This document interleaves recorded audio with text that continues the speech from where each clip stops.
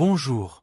Vous êtes-vous déjà imaginé être aimé par votre belle-mère ou votre beau-père? C'est un peu difficile à savoir, n'est-ce pas?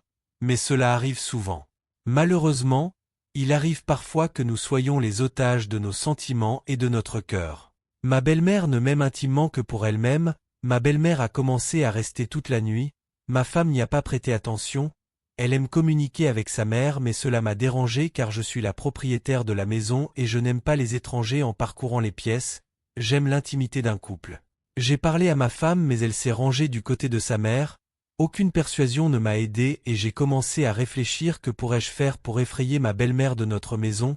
Je n'ai pas osé lui parler sincèrement parce que je voulais ou non, elle nous aide avec nos enfants.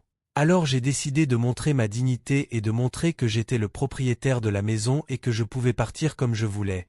J'ai attendu que tout le monde s'endorme, ma femme s'est endormie, littéralement en 5 minutes, elle était très fatiguée du travail, à ce moment-là, ma belle-mère est allée aux toilettes, je suis sorti du lit et je me suis figé, dans le couloir, j'entendais l'eau couler. La porte s'est ouverte et je me suis tenu dans l'embrasure de la porte, j'ai fait semblant de vouloir aller à la salle de bain aussi. Ma belle-mère m'a regardé et elle était abasourdie, elle m'a vu partout ma gloire pour ainsi dire, je restais là abaillé, faisant semblant de ne pas comprendre son mécontentement.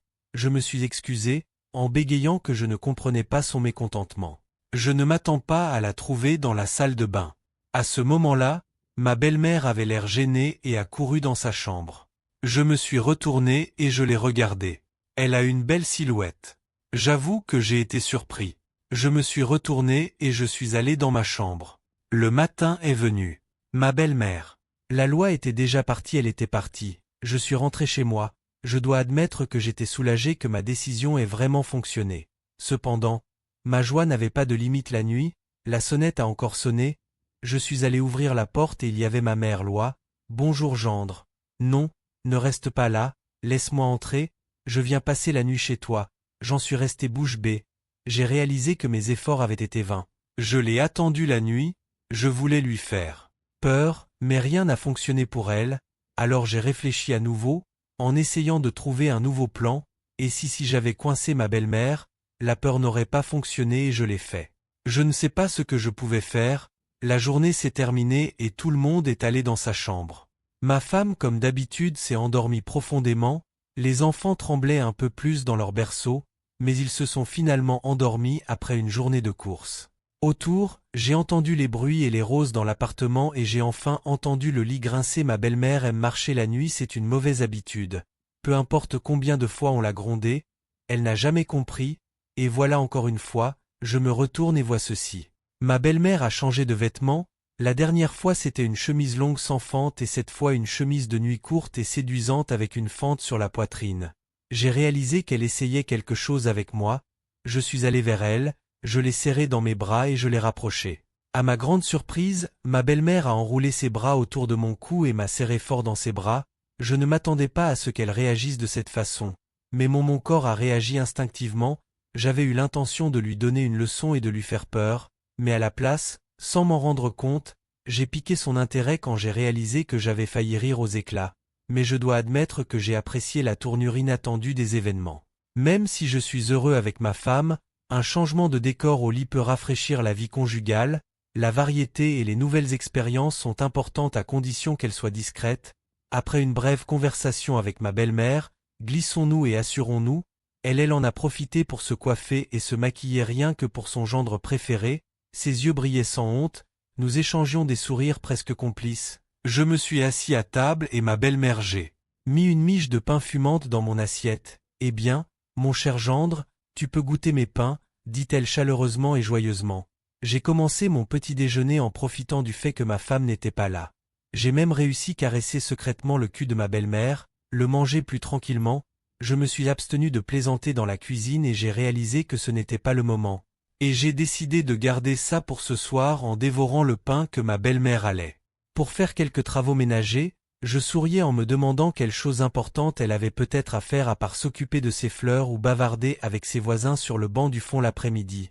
Je me sentais étrangement à l'aise en sa présence, c'était un contraste frappant avec mes réactions précédentes, en effet l'homme est une créature inhabituelle.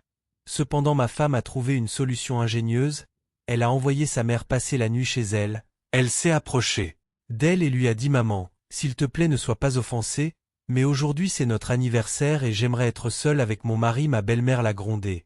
Elle a accepté, a rassemblé ses affaires et a quitté l'appartement en fermant la porte. J'ai juste haussé les épaules en réponse, puis ma femme d'un air sérieux m'a demandé si j'étais satisfait. Gêné, j'ai répondu: satisfait de quoi? Puis j'ai bien compris ce qu'elle voulait dire. Tu as mentionné que ta belle-mère te dérangeait, alors j'ai décidé de t'aider, dit-elle. Comment pourrais-je oublier que les choses ont radicalement changé et maintenant je voulais vraiment passer plus de temps avec ma belle-mère, surtout la nuit. J'ai juste souri et je suis parti comme ça. Ma femme m'a fait un doigt pour montrer qu'elle ne comprenait rien de ce que je lui disais, que je m'en fichais si ma belle-mère restait, que j'étais content de la voir à la maison. Ma femme ne pouvait pas croire mes paroles, mais elle était remplie de joie. Elle m'a serré fort dans ses bras et m'a profondément remercié. Je n'ai jamais compris pourquoi, mais ma femme me voyait comme un homme gentil et cultivé. Je l'ai accepté et je l'ai laissé m'embrasser. Oui, c'est tout. Vraiment, c'est ainsi que ma femme et moi avons géré la situation. Nous avons décidé de ne pas inviter ma belle-mère à passer la nuit, mais si elle le voulait, nous le ferions. Je ne veux pas répondre à mes souhaits dans la chambre. À différentes reprises, c'était un équilibre délicat et j'ai eu le courage de profiter des deux, mais seulement dans un certain ordre de priorité. Par contre, ma femme était épuisée et me laissait rarement m'approcher d'elle. Je ne le prenais pas dans le mauvais sens. Ce serait un péché de se plaindre, comme dit le proverbe. J'ai eu une belle vie comme elle était après que ma femme ait chassé sa mère. Ma belle-mère n'est pas venue pendant des jours. Je me souviens que j'ai même pensé à l'appeler. Nous n'avions pas besoin d'elle. Ma femme était largement suffisante. Mais pas le troisième jour. Ma belle-mère est arrivée et ma femme s'est excusée à cause de sa dureté. Ma belle-mère a accepté les excuses. Il s'est avéré qu'elle n'avait pas été offensée, ce qui est toujours une chose positive, mais ce n'est pas tout. Ma belle-mère s'est avérée assez rusée dans cette situation. Si ce n'était pour elle un peu visage âgé, je n'aurais pas deviné que j'avais plus de 50 ans. J'aurais pensé que je n'avais pas plus de 30 ans.